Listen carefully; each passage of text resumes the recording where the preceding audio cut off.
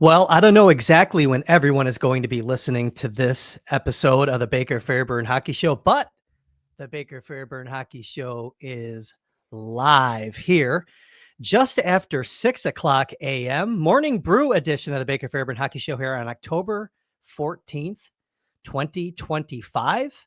I am your host, Kris Baker, here as always with your Buffalo Sabres writer for The Athletic, Matthew Fairburn. You can find all of Matthew's work at theathletic.com/Sabres. And if you haven't already, subscribe to The Athletic. You can get in-depth articles, comprehensive coverage of all your favorite sports teams. And there's always a deal for new subscribers. So hop on over there, subscribe through one of Matthew's stories. And hey, while you're here getting set up, like this video, subscribe to the Sabres Prospects YouTube channel, hit the notification bell. Even though we're not live today, we will be still doing live shows.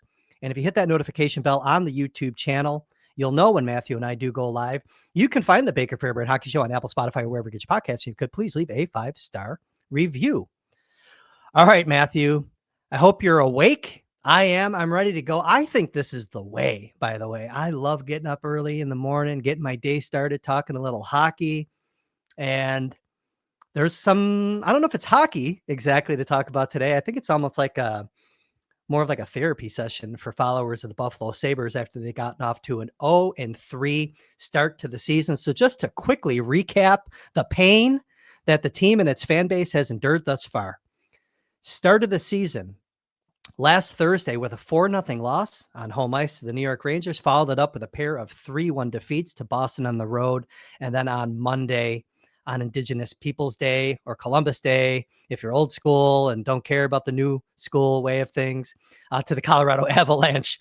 So here we are, Matthew, 3 games in. It's a familiar talk track, I think, with this team with a slow start, but I don't know if we've seen this poor of a start from the Buffalo Sabres since you've been on the beat. They're dead last in the league, -8 goal differential. Just 5 skaters have a single point. So, Matthew, of all the things that are going wrong with this 2025-26 iteration of the Buffalo Sabres, and this is a tough question, but what's the greatest factor, do you think, that's leading to this putrid start? Putting you on the spot right out of the gate. I hope you're waking up, kid. Yeah, this is tough. Like you said, so last year they also started 0-3, but there were some circumstances that you could maybe explain it away, right? They traveled overseas to Prague.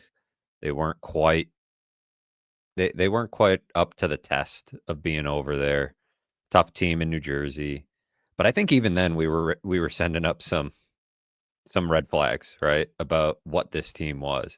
And I think if there's a biggest factor, I would say that this is the worst fears, right?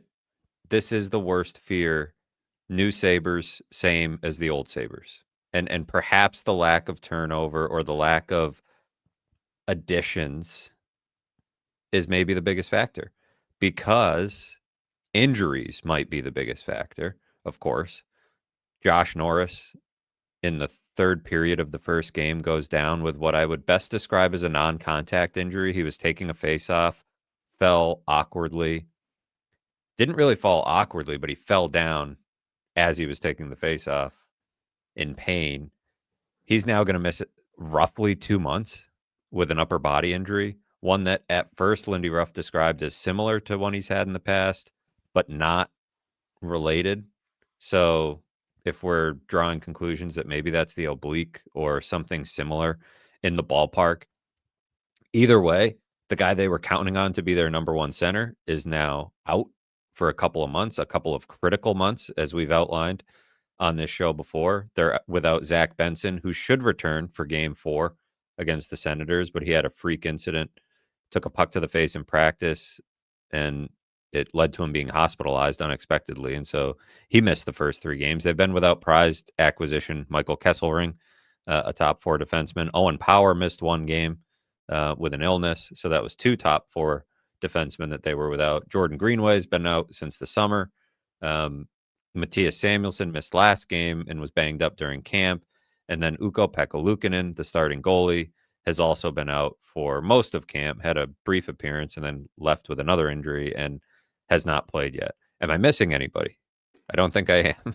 I No, think I that think is, Conehead might be a little dinged up too, yeah, I but think that he's is not the helping him on the ice. full Yeah. injury list. And they've had, some other guys in camp that were banged up. So I think that is the caveat that we can throw over this whole conversation. And we can get into each one and who's affecting what the most. We'll get into Norris for sure. But the injuries have created such a lineup situation. We've had these situations early in the season. Peyton Krebs, first line left wing. Justin Danforth last night on the power play. Um, Josh Doan was elevated to the first line yesterday and actually was pretty good. We've had the Ryan Johnson, Jacob Bryson pair twice. We've had 2 appearances from Mason Geertsen, playing 4 minutes in each of those appearances. So those are all the things that we've seen from this Sabres team. And when you look at it that way, it maybe shouldn't be a shock that they're 0-3.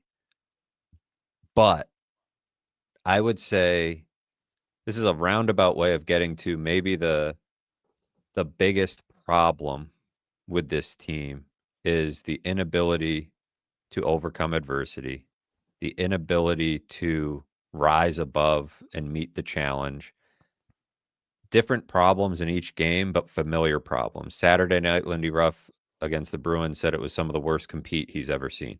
They were outshot 16 or 17-1, 16-2, whatever the stat adjustment was after the game in the first period.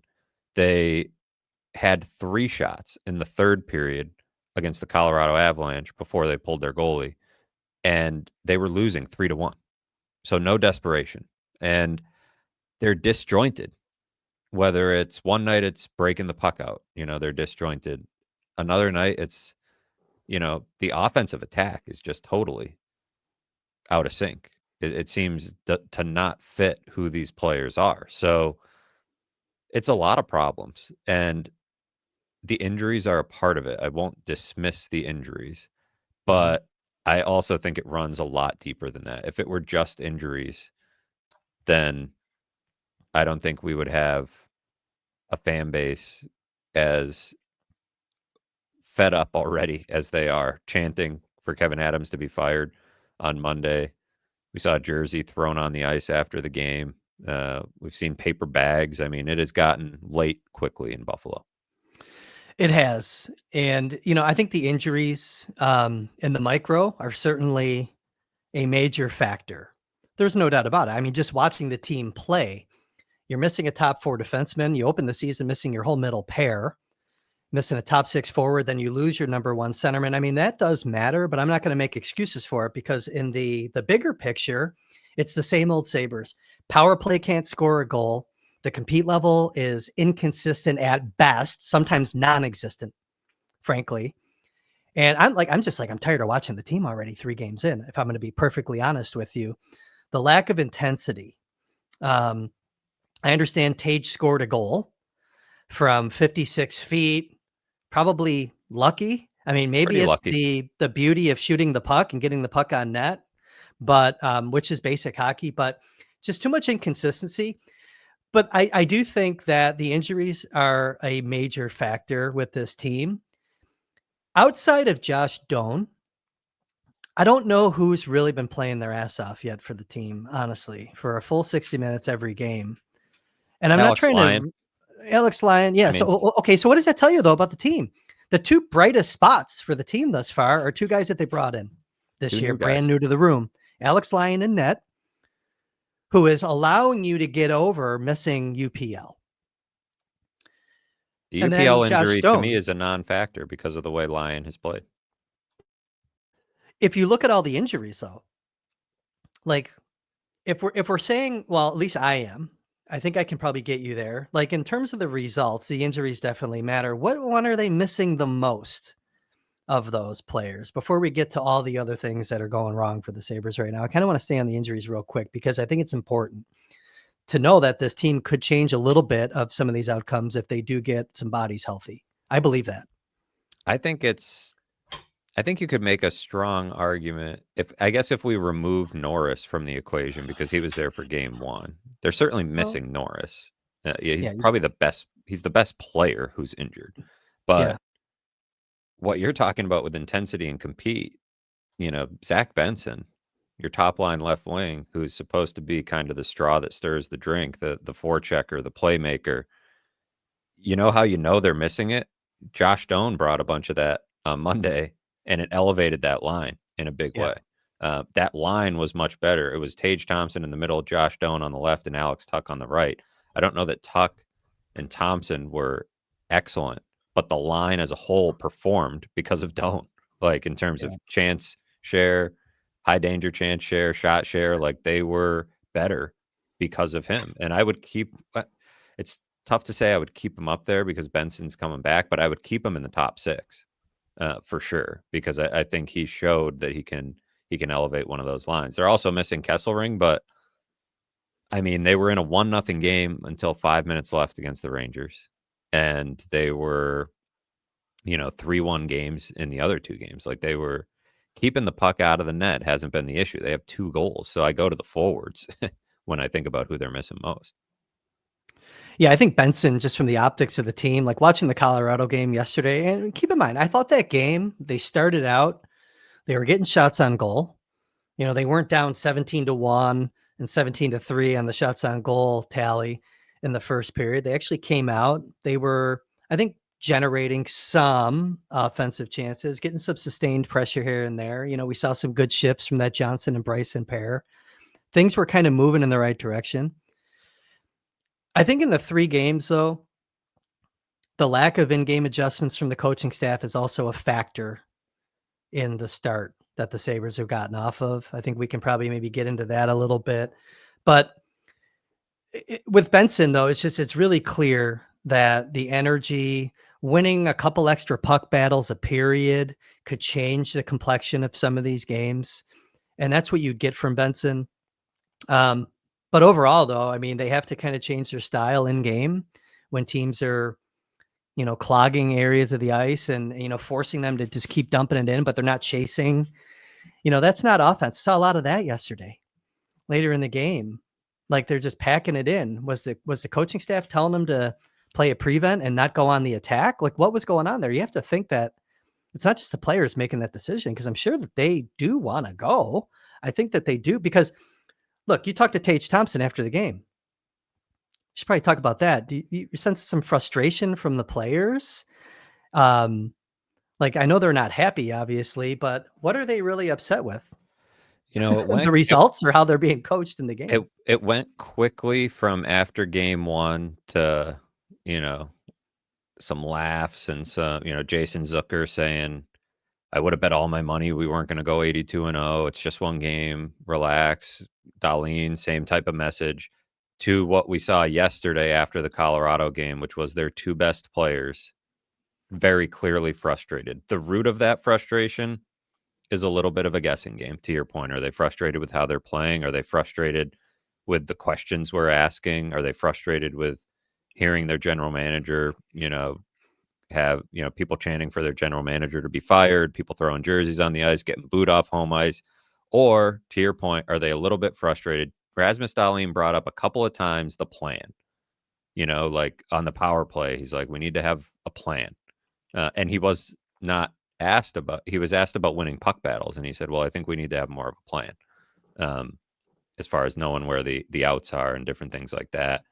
Tage Thompson's frustration was notable because it was different. He's usually been the stoic, stone-faced, usually pretty optimistic in the face of losses, and that's been his style. And sometimes fans don't love it, right, to hear that type of stuff right after a game, but that's been his. It's why he's a good leader. It's kind of his style.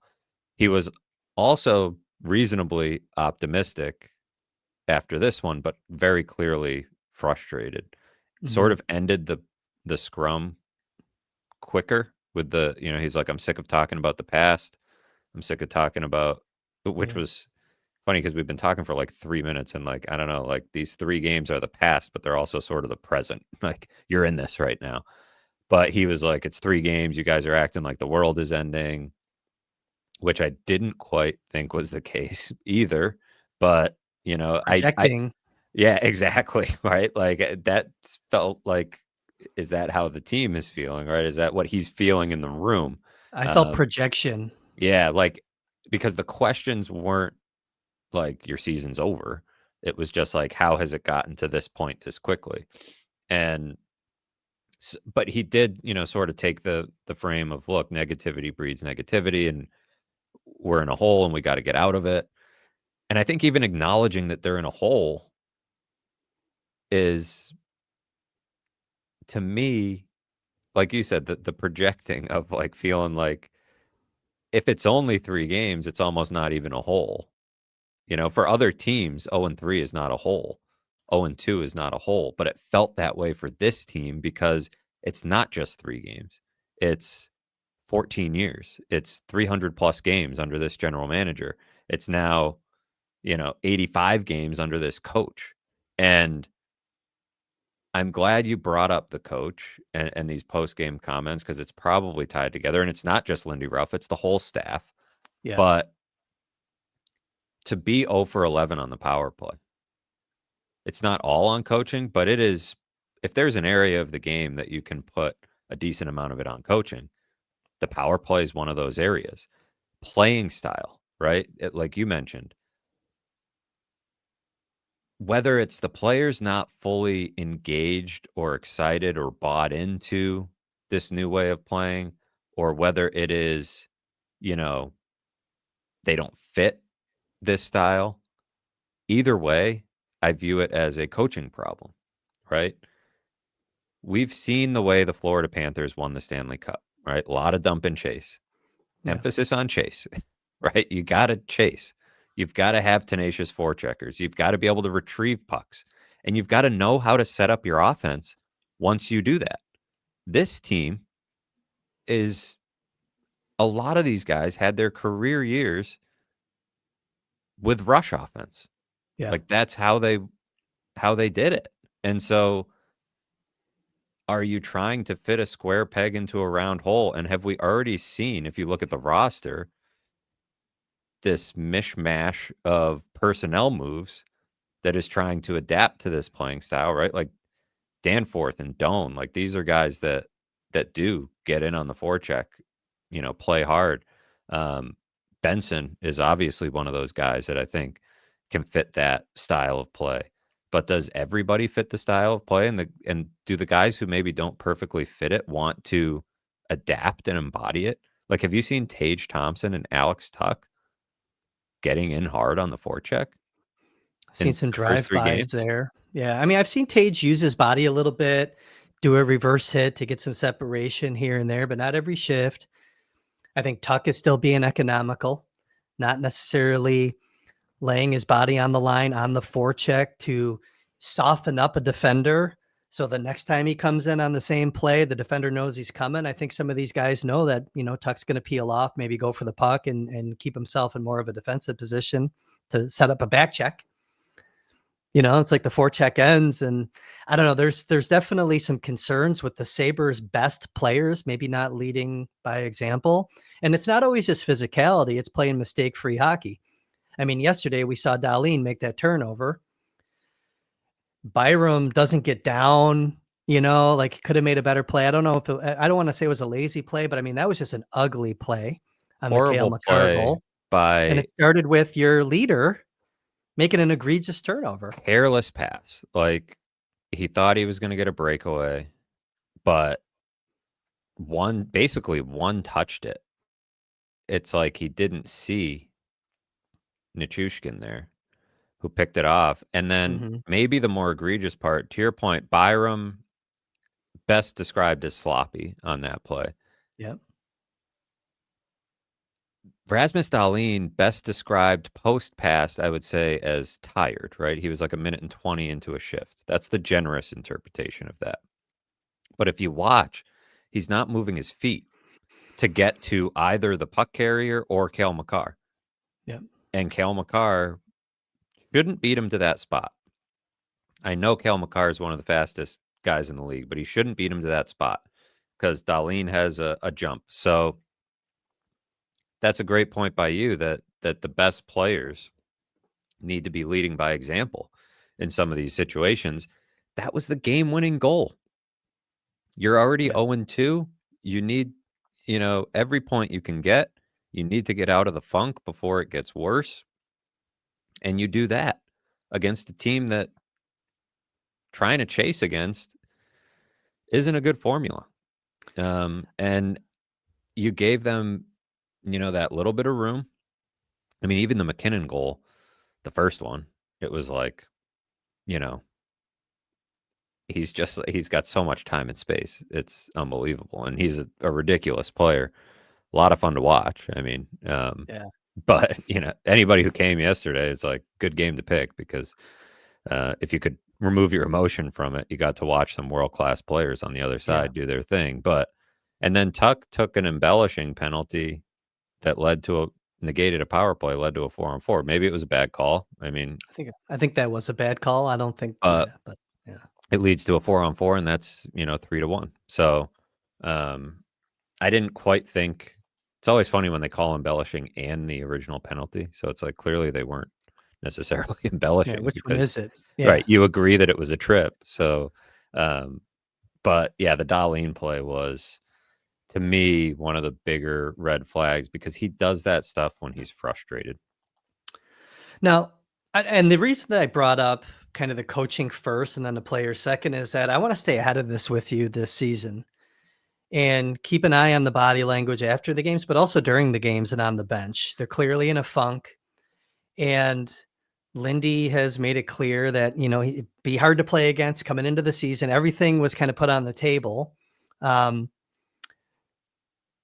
I want to keep an eye on it with this leadership group and the coaching staff and how they interact and the commentary after the game and just identify if there's some friction there and if some things need to happen, some tweaks need to happen because there's been a lot of the same players coming back, a small injection of new faces as always every year, but the coaching staff has been steady now for second season really with Lindy behind the bench, but the same Oh, voices that have been in their ears a lot longer. I just want to stay ahead of it, but I don't want to put this all on, Tage, Tuck, Darlene.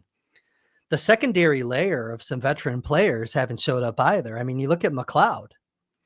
I think you have some numbers on McLeod. Like where's McLeod kind of bringing up the middle of the lineup? Where's he been thus far? He looks like I don't think he's dinged up, but there's not the same crispness to his game, not the same regular using of his speed, the desperation 3 games into the season that we saw from McLeod last year in a contract year. right. He got paid. So, he has the worst on ice expected goal share at 5-on-5. 16%, just a hair worse than Mason Geertsen.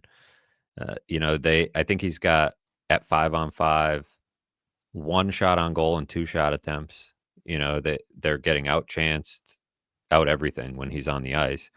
Now, is that the product of him playing higher in the lineup than he should be playing?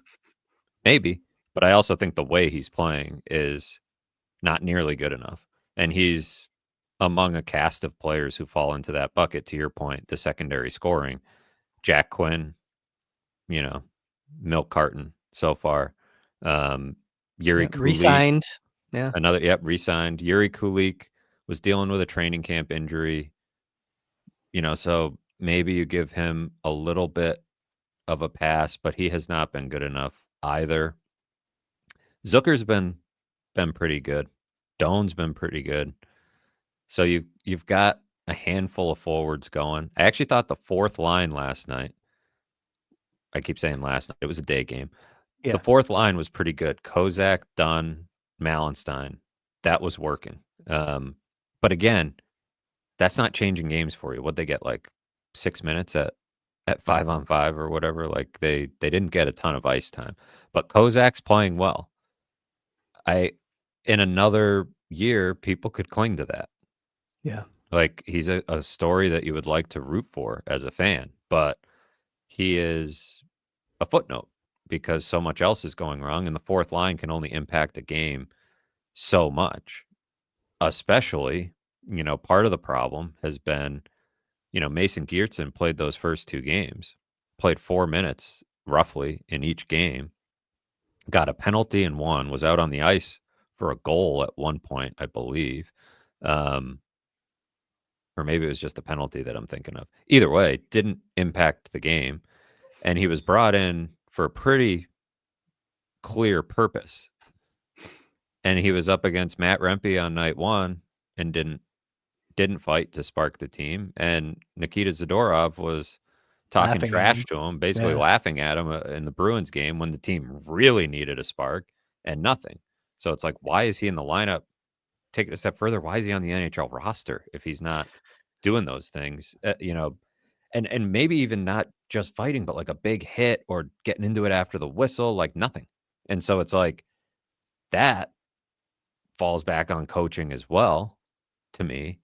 And maybe I'll circle this back to coaching for a second because you mentioned, paying attention to the body language, paying attention to what's being said. And I know a lot of people will say, and I agree with this to an extent, that when are we going to, stop the, letting players fire coaches?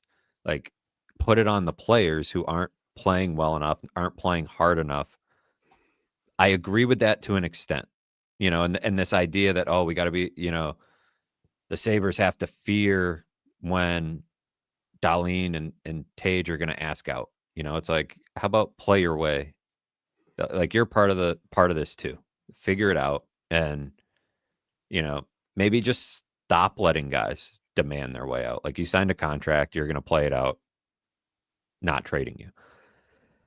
To an extent, you would feel the same way about the coach, but I think that the coaching staff to me is so symbolic of all of the problems Mm-hmm. that go higher than the coaching staff, but it is such a like blinking red light to how this organization is being run. I will start with Lindy Ruff because I think Lindy Ruff has the chops to still coach. Like, I don't think he's totally lost his edge.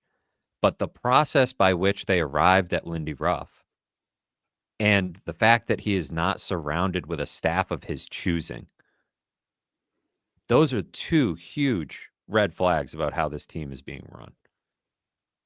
Did they conduct a search? Did Kevin Adams talk to 10 plus candidates or whatever he said? Sure. I'm sure they went through the motions of a search. But had they arrived at Lindy Ruff before that, would they have even fired Don Granato if Lindy Ruff weren't available? I think these are legitimate questions, right? Like, was there a legitimate process, or was it a combination of Terry Pagula and Kevin Adams saying, we got to go get Lindy Ruff? Fans will love this. Lindy Ruff was the first guy who hired Kevin Adams onto his staff, right? Sort of the entry point in some ways for Kevin Adams into this organization. Terry Pagula probably still feels bad about firing Lindy Ruff. And so the process by which they arrived at Lindy Ruff always didn't feel great. And then on top of that, the only change to the assistant coaching staff was promoting Seth Appert from Rochester. Lindy had never worked with him, so we know that was a Kevin Adams thing. The relationship between Kevin Adams and Seth Appert is pretty well documented. Appert did a great job in Rochester. He does not seem equipped to run the power play at the NHL level. And so I just think about that because it's also the process by which they arrived at this general manager. They did not run a search. He did not have the hockey ops resume that qualified him for this role.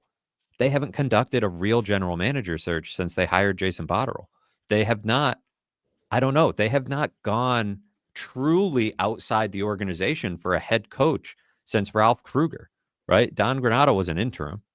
And so what was that search like? I don't know. I wasn't on the beat, but like extensive, maybe, but and Granato, with what the hand he was dealt, did a good job for a while. But was Lindy Ruff a true outside hire?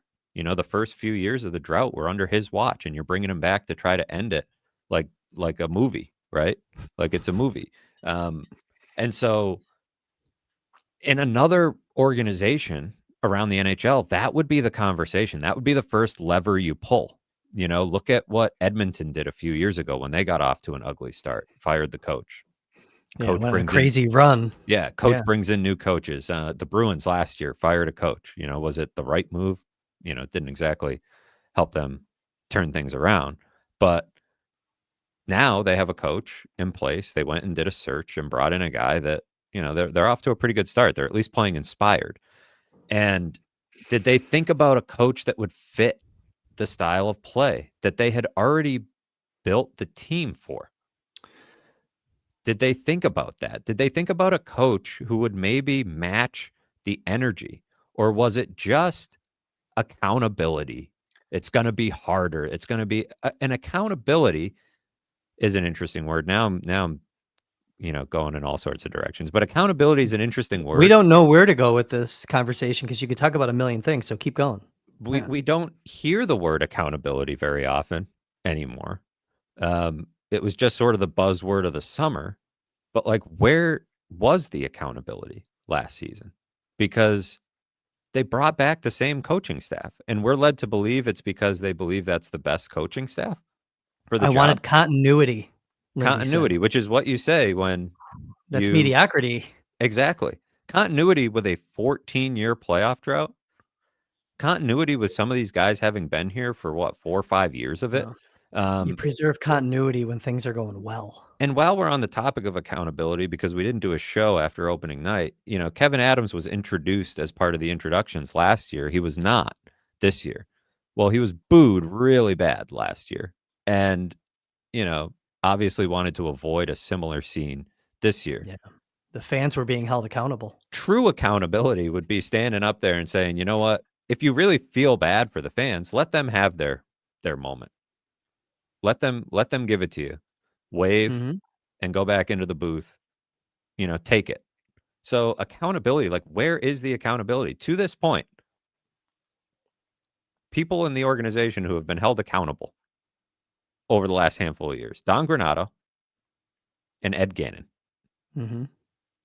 Beyond that, who has really, truly been held accountable? And so I think about that when they were looking for a coach. Like, did they really look? They had a specific type that they really wanted. They had a specific guy that they really wanted, frankly. But they had a type. They weren't open-minded to what accountability might look like, right? They needed experience. They clearly wanted somebody, tougher than Don Granato, I guess. But I look at this team and I think they were really close to unlocking something with Don Granato, the way they played.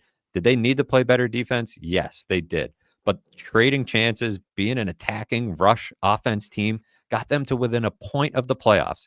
They did nothing to the roster that summer, came out, and yeah, they were worse because they had a few injuries early and they were trying to, on the fly, sort of change how they played, play better defense. And they didn't get good goaltending early in that season, put them in a hole, and they never caught up. But it's like they were close, and now they've just continued to get farther and farther away from playing that way. And I wonder, out of all of that I just said, leads me to wondering truly, like, what ideas, philosophies, plans does Kevin Adams have?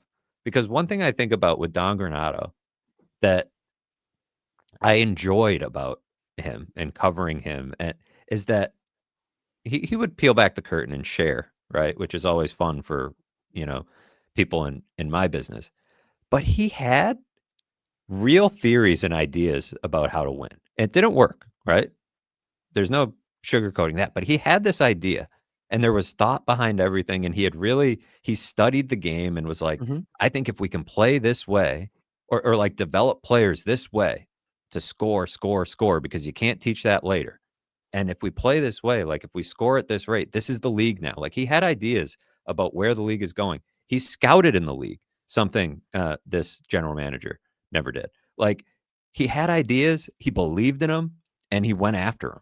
I don't know what Kevin Adams' beliefs about the game are. All of a sudden, he wants them to be harder to play against the last couple of years. What does that Right. mean? Right. Tell me what What does that it look means. like? Or when you ask him, like, what do you want what do you look for in a Buffalo Sabre? Or like, you ask him about a draft pick and he's like, this guy's just a winning hockey player. It's like, what does that mean? What is a winning hockey player in the NHL in 2025? Because I don't know if you know that. And how am I to believe that you know that? Because you won a Stanley Cup, what, like 20 years ago? that was a different league, a different game. So, like, what are your ideas? What do you believe in? Because they are, like, doing 3 different things in this rebuild of his. They've been all over the place. They've been changing it on the fly. They say one thing, they do another. They believe in something for a period of time, and then they're doing another thing. Like, you were not a tough team to play against. You're a team that's getting pushed around. So now Mason Geertson's out there in year 6 of this rebuild. Zemgus Girgensons is important to the fabric of the team, and then he's walking away 2 months later. These are little things around the edges, but it's like you sign Dylan Cousins to a 7-year contract, then he's gone. And it's like, it's a lot that I just threw at you there, but that's where the coaching conversation leads me, because it gets to the root of all these problems. And really, maybe the biggest problem being, are the coaches back because they had another year on their contract? Is Kevin Adams back because he had another year on the contract and it made business sense for a team that is still struggling to make money? And Terry Pagula didn't want to pay people not to work. Is that why everybody's still here? And fans I get why fans are angry, because 0-3 is confirming a lot of the worst fears from the summer, even though a lot of people had started to buy in and be hopeful, like you always are at the beginning of a new season. It has highlighted all the concerns people had. Phew, I don't even know where to go with that, but let me tell you a couple things, I guess. You know where I stand on why the coaching staff is back and why Kevin's still here. We talked about it at the end of last season. They got time left on their contract. I don't think he wants to pay any more people to not work. It sounds stupid, but I feel that's what's going on.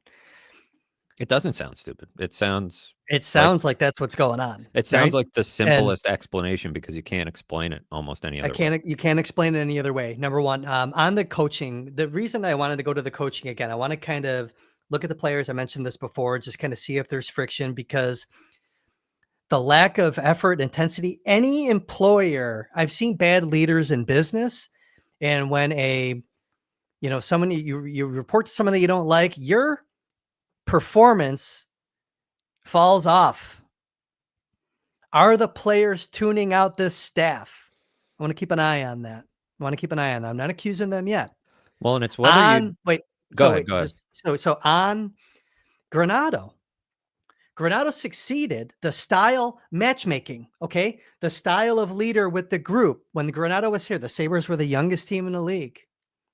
And I'm not saying you have to have one of their buddies and make it a country club atmosphere. There were flaws in the whole scene when Granato was here, but he coached to the talent. He didn't jam a system down their throats. And they're still the second youngest team in the league. I look at Alex Tuch. Alex Tuch, when he was a young player, what was his greatest attribute? Finish plays off the rush, could gallop. They're kind of taking that away a little bit. Tuch performed well last year, scored a lot of goals tipping pucks, right? Like, there's things that I'm looking now. It's like it was working. Things were working. That's why I bring up the lack of in-game adjustments with the coaching staff. Because if a team is stacking the neutral zone or clogging and forcing you, you got to dump it and go. They're still trying to do the drop pass on the power play. I didn't want to talk about this. You got to change it up. You got to make changes in game. They failed to do that. I mentioned this to you on the phone the other day when Ryan Miller played for Lindy. I wish you could just go back and watch some of Ryan Miller's post-game comments. He would roll his eyes. You could tell it was passive aggressive Ryan Miller because Lindy could not adjust in game. And I think you're still seeing it here. I just want to kind of keep an eye on this staff again with this, because I'm not convinced. Like, Lindy right now basically is doing the opposite of what Granato did. He is jamming a system. He's not coaching to his talent. He's coaching to his system. And I think that could be a flaw. And when did Granato fail? When they had to, they had to lock it down defensively in his last year. And, where did that come from? The analytics department that Kevin hired, maybe. Or maybe Kevin. Yeah. Right. And it also was a product of the pressure of Kevin Adams saying the window is open, the time is now, and then not doing anything. Like, I think Don Granato probably entered that season saying, okay, now I'm supposed to make the playoffs, when we're probably a little ahead of schedule on that because we're still the youngest team in the league. And you said that, but didn't do anything to the roster in the summer, right? It's Connor Clifton and Eric Johnson in the same forward group. Plugging in Zach Benson for an injured Jack Quinn. Like that, but that whole playing style change that they tried to implement, like that was Granato's undoing. They were at their best when he was, coaching to the talent and doing what Don he Granato made his mark, Matthew, working with young players. Now, I know in the eyes of some fans, it's like, oh, he's a developmental coach. No, he communicated well. He made his professional mark on the industry communicating with young players. Yeah. Can Lindy And communicate with the second youngest team in the league? well, and it's a fair point to bring up, regardless of whether they've, it felt like at the end the problem with Granato was that they lost a bit of respect. Like he allowed them to be so free and so, that when he was the one trying to crack the whip, they didn't have the respect and he didn't have the track Yeah, record to fall back on. Well, that was part of the flaw. Yeah. Yeah. Does Lindy Ruff, whether it's communication or that his results are too far in the past, like does he command the necessary respect? Before the season, he did the little culture retreat and they got away for a day and had some speakers and it was about, building team culture. And I remember asking him before the season started, like, there's been a lot of talk about culture in camp. Like, at what point are you going to know what you have there? Like, it might take a while. It might take some adversity for you to really know what you have in culture. He's like, well, we should find out early with these injuries. I think we've got the adversity, so we'll find out. I feel good about where we're at, blah, blah, blah. But like, does anything about the first 3 games scream culture improvement to you? Like, not to me. And so No. the logical question then is, what do you do about it? What's to be done? And they're in a position now where they have an experienced hockey ops executive that they could easily turn to as an interim general manager in Jarmo Kekalainen. I guess my fear about what comes next starts with Terry Pagula, because I talked about not running a real search for a general manager in like what, more than half of this drought. Also, the last legitimate search for a coach, like when was that? I don't know. They didn't write 10 names on the board, I'm convinced. And we know they didn't even write 10 letters. They wrote 9. Lindy Ruff. I think that's all. Yeah. To your point earlier, that's all they did. And Granato, maybe there was more of a search, but like how much was, money a factor? That because he was a first timer, he was going to come cheaper. Like I think, it's possible. I thought, but again, that was a decent hire. So I'm not going to, really knock the process too much on that. But again, like it was, there were different goals when Kevin Adams took over financially, business wise. And it was so removed from hockey that it's like, what people are going to point to Kekalainen, obviously, right? He's the senior advisor. He has GM experience. But again, if you plug him in, it's like you didn't run a search, right? Like when you're running a search for a senior advisor, you have a limited pool of people that can fill that role, that want that role. Like you didn't go and get the next up and coming executive. And is Kekalainen going to have the power to then go to Terry and say, yeah, we need to wipe out the coaching staff before it's too late, before the season gets away from him? Like, Man, is he going to have that power? And like, how does this all look? What does the plan look like? Does Kevin Adams even get, if he gets fired at some point, like, will he get fired or will he get repurposed? Will he get moved up? Like, can Terry Pagula stomach firing Kevin Adams? Like, we don't even know any of this. So it's like, where do they go from here? It's not too late to save the season. They're 0-3. Like, could they spark the group by changing some things, changing even some assistants, right? If you don't want to fire Lindy Ruff, can he bring in some assistants that he's got familiarity with so that the process of changing things isn't so drastic? Some people think in New Jersey, like some of his assistants are what helped raise the boat there a little bit. The staff he had. So the problem with what comes next is that it goes all the way to the top, and the one constant of the 14-year playoff drought that I think people really have a hard time trusting, believing in. And he wasn't at the game yesterday to hear the chants because his football team was laying an egg in Atlanta. But if he really cares as much as Gary Bettman and Pete Coelho say he does, then now would be a pretty good time to show it. I agree. Listen, I didn't know where we were going to go. There's a bunch of these problems. I threw them on the floor when I came into the office this morning. I'm looking, and I didn't think there was a card laying on the floor that I picked up that was like remove the coaching staff now, 3 games into the season.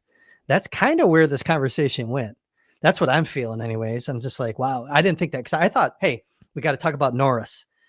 Is Yeah, Tuck's contract a distraction, right? Are there actually any bright spots? We can maybe get to those. If maybe let's hold off on that until maybe they win a game, yeah. right? I think the topic of Norris, the topic of Tuck, like those are good things to put a pin in.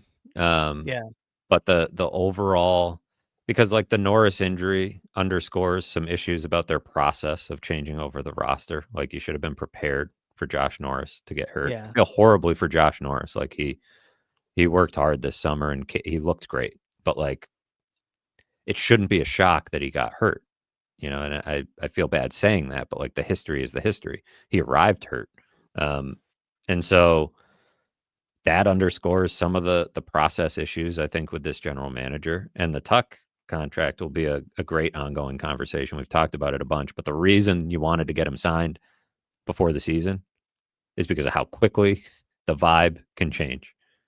In August, when it's sunny and Alex is enjoying his life in Western New York, you can convince him to sign long term. When hockey starts in Buffalo and he's getting booed off the ice, not him specifically, but his team is getting booed off the ice, is he going to believe in this? I think it's an interesting Yes, conversation. And what do they do there? yes or no answer. Do you think that the lack of an extension is impacting Tuck's play on the ice? I think yes. You think so? I don't know. I don't know if it is. I don't know for sure, but like I think subconsciously it's possible. It's within the Okay. realm of possibility for sure. I mean, I don't know if I don't think it's the reason. I think Yeah. the disjointed team is affecting a lot of guys, and he's one of them. But I think it would be naive to say that it's having zero impact.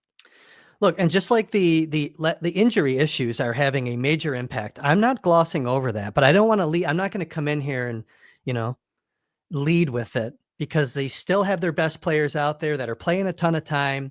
Rasmus Dahlin's averaging over 26 minutes a night. He's got 12 giveaways in 3 games. Okay. So your best players are still not leading by example, right? So I can't put it all in the injuries, but it is a factor.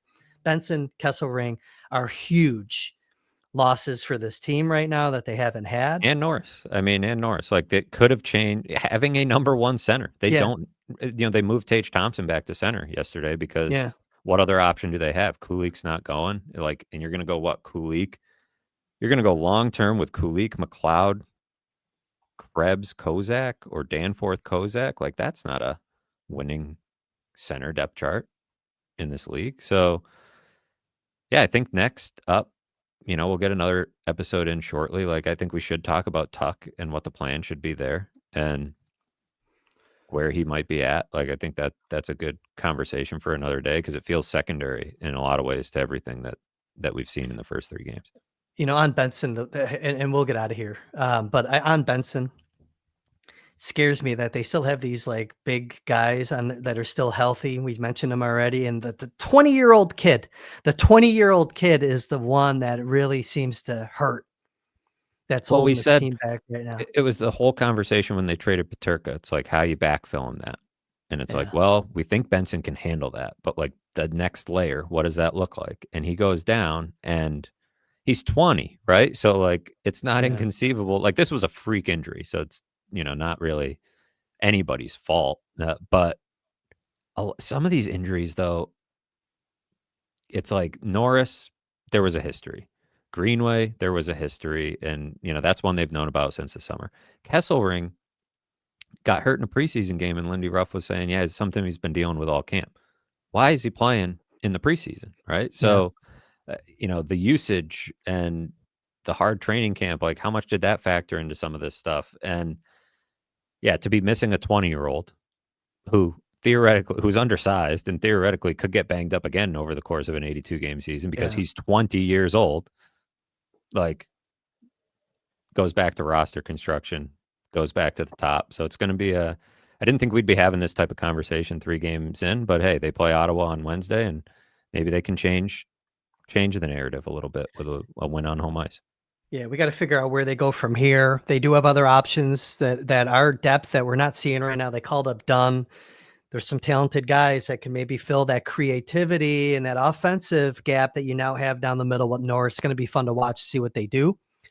But Matthew, I know you got to get your morning going. Thanks for getting up early. What'd you think about doing a 6:15 a.m. show or 6:08 or whatever the I hell it like was? it. Yeah, I'm a different person sometimes in the morning. You get a little coffee and you just get going. I mean, we have these conversations. I feel like after I drop my kids off, I usually call you. We debrief, and so morning time is when we have some good convos. I'm interested how the audience likes it. I know we're not live. We'll still go live sometimes, but this might be a way where we can get on the board quicker. Do apologize for the gap between shows. Our schedules have been tough to line up. I had an appendectomy that threw a wrench in things, but season's going and we're gonna get going here. It was I good had some show. travel. Yeah, life sometimes does throw a wrench in doing this show, but we're not going anywhere. And hey, by the way, if we do another early show, we should go live. Yeah, see the morning crowd. I don't know if our nighttime crazy chat crowd is I don't know if they get up early. Maybe they do. Um, maybe they do. But we should see. Maybe next time we'll go live. I like the morning brew edition. All right. So, hey, everyone, you can find Matthew's work at theathletic.com/Sabres. Had a pretty extensive recap of the first 3 games, just kind of where he's at over at The Athletic. I'm sure, Matthew, you've got some other things cooking. Do you want to add to the plug? Yeah, just head to theathletic.com/Sabres if you feel like you need a therapy session. I feel like they're happening in the comment section every day. So a lot of good discussion about the team, and we'll see where they go from here. I'll be there chronicling it. And Joe B was in Atlanta last night getting the lowdown on what's going on with your Bills. So you can check that out as well. I almost tweeted during the game, especially after that first drive. I was going to put a poll up. Who has the more effective defense, the Sabres or the Bills? And I really don't know. Yeah, it's a tough one. I really don't know. All right. On that note, things are rosy in Buffalo sports landscape here in mid-October. Let's see if that situation improves. For Matthew Fairburn, for the production crew that I'm going to wake up and take on a walk around the neighborhood with my 2 lovely dogs, I'm Kris Baker. Thanks for tuning in to the Baker Fairburn Hockey Show. We'll see you again next time.